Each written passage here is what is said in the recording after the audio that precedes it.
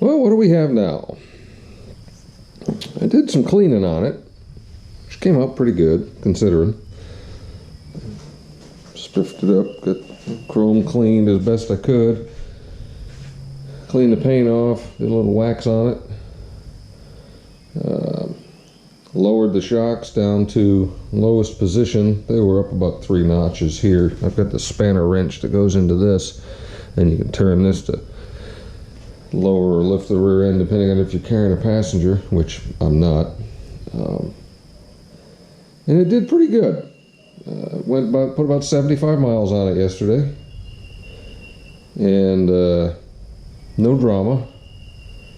The clutch was brutal though. I mean, by the time I got home I had carpal tunnel syndrome, so I decided to pull 3 of the 9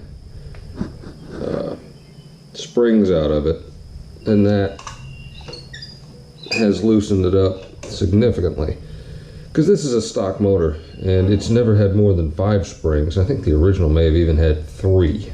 They were a little different than this, but so these 6 should be more than adequate to keep it from slipping and make it a little bit easier to ride, because it is painful to use that clutch.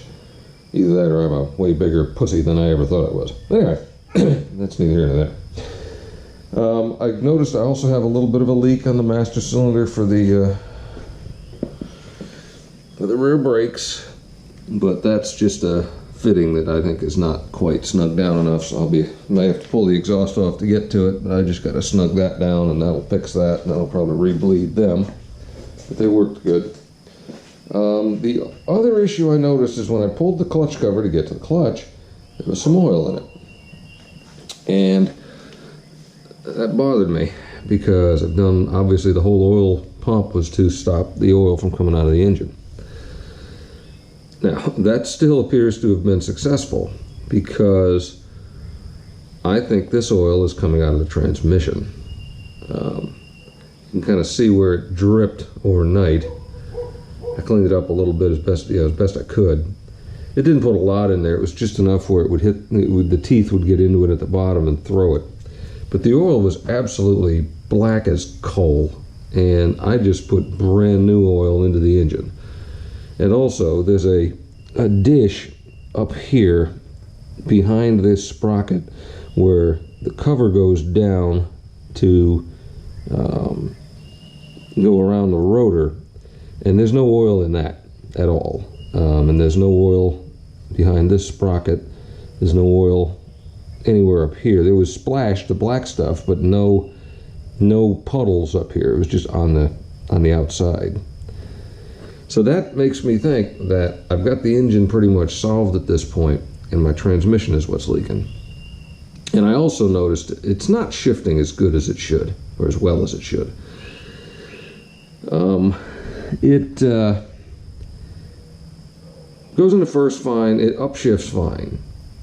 Downshifts from 4th to 3rd is no problem, but downshifts from 3rd to 2nd, 90% of the time it won't go into 2nd. It'll hang in the middle somewhere, and if you let the clutch out, it'll still be hung in the middle unless you you wrap the throttle a little bit,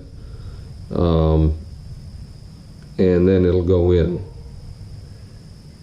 which it'll clunk in. And I had one time where I tried downshifting from 3rd to 2nd without using the clutch, and it immediately went to 1st, which wasn't very much fun. But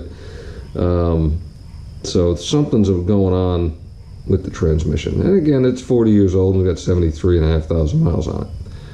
So I am probably going to start pulling this off so I can get the transmission out and at least see if I can figure out where that seal is. If not, potentially look at maybe a shift fork that's bent or something that's going on inside the top housing. I really don't want to take that whole transmission apart and rebuild it if I don't have to. It doesn't make any noise. The bearings seem to be good, and it upshifts fine. And every now and again it'll downshift fine. But most of the time, going from 3rd to 2nd, it just hangs in the middle somewhere no matter what you do. And so that's what I'm thinking. It's going to be our next step. possibly transmission seal, and maybe shifter mechanism, hopefully.